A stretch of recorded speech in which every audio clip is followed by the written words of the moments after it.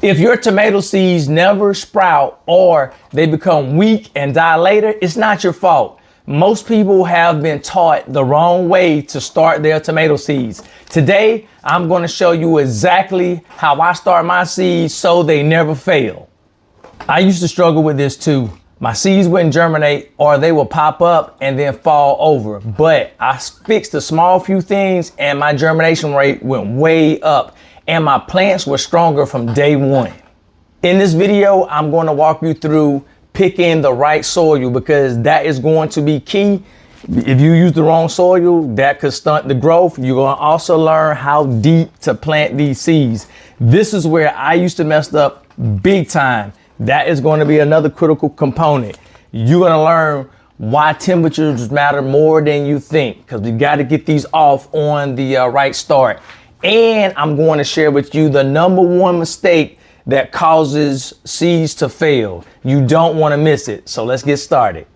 I use Happy Frog potting mix. You want to make sure that you have a potting mix that's nice and fluffy. You don't want to use the soil that's outside because it's nice and compact and those tiny seeds are not going to be able to push through that. And you also want to make sure you don't go outside and get regular soil, especially if you're starting indoors, is because you're going to bring a lot of pests inside. So don't use the soil. Make sure you get a good potting mix like Happy Frog. That's what I like to use. And in these mixes, you want to make sure that you have one that has less wood chips. And we have wood chips in this, but let me go ahead and show you what I do. Let's go. Now what I'm doing with my potting mix, I'm putting it on my screen. This right here is a soil sifter if you're new to my channel. So all I'm gonna do is go back and forth with my hands just like this. I'm sifting the soil. And you're gonna see why. If you are a returning viewer, you know exactly why we do this. All right, so I'm just gonna rub my hands back and forth and I'm getting the soil to drop down into my bin so that I can go ahead and start potting the soil up for planting. All right, now I just sifted the soil. Now I want you to look and see this. I'm gonna come to you. Look at all those big wood chips right there. Now, just imagine those tiny seeds that we're planting. If they get covered by all these big, thick wood chips, then chances are they're not going to push through that. We know they're not going to do that. So this is key. If you need a soil sifter, I'll show you how to make one. I'll put the video at the end. Now, some people get mad because they're like, why they put all these wood chips in them? But we're still going to use these wood chips. You can go outside and put these around your fruit trees and they're going to break down and provide a lot of nutrients for your trees. And you can do this for your plants as well. Now the fun part, I got to fill up my pots. These right here are my bootstrap farmer trays and they are nice and sturdy. So they're going to last a long time. If you're in need of some, I'll put a link in the description as well. And they're pretty cool because I can take the pot out and put the water in, and so we can water from the bottom. All right, but let me go ahead and fill these up. And when I mean fill them up, I'm gonna leave that first little line right here free because we're gonna do something else with that. So don't fill it all the way to the brim, but I use that little line right there and then I fill it to that fill line. All right, see you in a couple seconds. Oh yeah, it's planting time. Let me show you the seeds I will be planting. These right here didn't make the cut. Well, not yet. All right, so I have my Cherokee purple right here. I'm going to also be planting the Jubilee. This is the yellow variety, and that is great and nice and sweet. My super sweets right here. And then I have my beefsteak tomatoes. Make sure you go ahead and label your tomatoes, because if you don't, you'll have a mess and you have to wait and see what you have. So I already labeled on this side. So all I gotta do is go ahead and start planting. These are my Cherokee purple. And I'm gonna go ahead, I'm gonna put at least 2 seeds in each one. And when you get ready to plant your seeds, one big problem a lot of people make is that they cover them or they plant them too deep. Can you see that seed right there? Probably can't. Nope, it's too small. So the seeds are so small, we can't bury them. If you bury these tiny seeds, guess what? They're not coming up. And when you think of the word bury, you're most likely thinking of something that is already dead and you want to plant it. You got to bury it deep. We're not trying to do this. So when we're talking about planting these seeds, we want life. So we got to plant them shallow. Just think of it that way.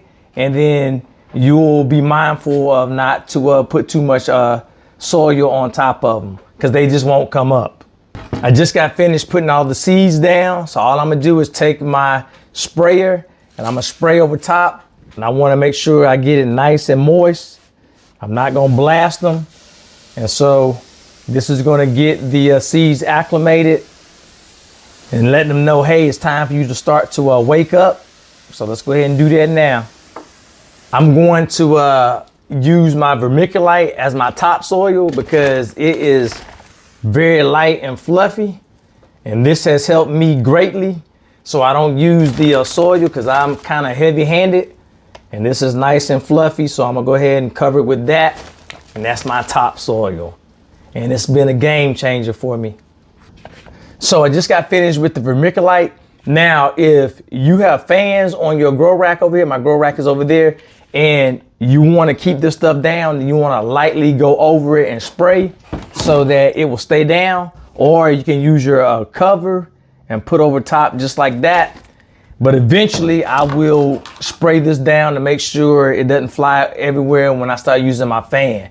All right, so I want to talk to you about another big mistake is the watering. So when a lot of people water, if they splash it too hard, you can knock the seeds up off the area. So that's why you want to have a spray can, and you want to keep it on the spray. You don't want the stream to come out. And I'll put a link in the description if you need a sprayer.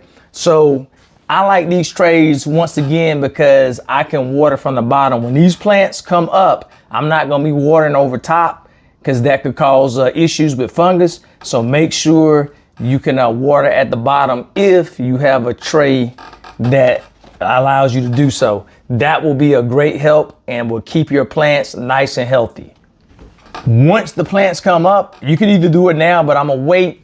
I like to use ground cinnamon. One big reason why plants fail, especially tomatoes, is because you get fungus on the top, that white fungus. This right here, ground cinnamon, is antifungal.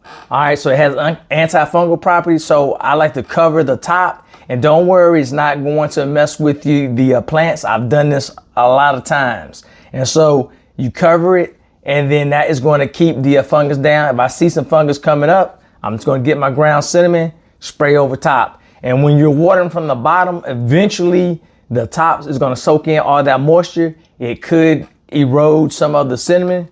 Just go ahead, get some more cinnamon and put over top. It's going to make your plant smell great.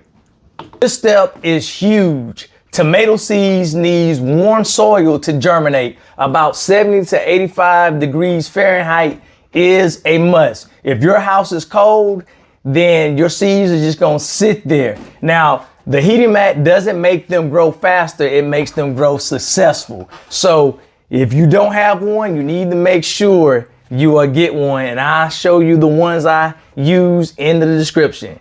Now, once these seeds germinate, light matters immediately. So time I see the green tops start to break through, I'm going to put these under the lights immediately. If not, they're gonna start stretching towards the light and they're gonna get very weak, leggy plants, and then that is not good, and your success rate is not gonna be great. So make sure when they come up, I like to put my lights, my grow lights, 2 inches over them so that they can get that strong light, so that they will be nice and healthy, and then I'm gonna have healthy plants and I'm gonna be eating a lot of tomatoes. Make sure you do that. Here's a quick recap of what causes seed failure. Number 1, you're planting too deep. Number 2, you're using heavy soil. Number 3, you're overwatering. Number 4, not enough heat. And number 5, weak lighting. That is going to cause the seeds to fail.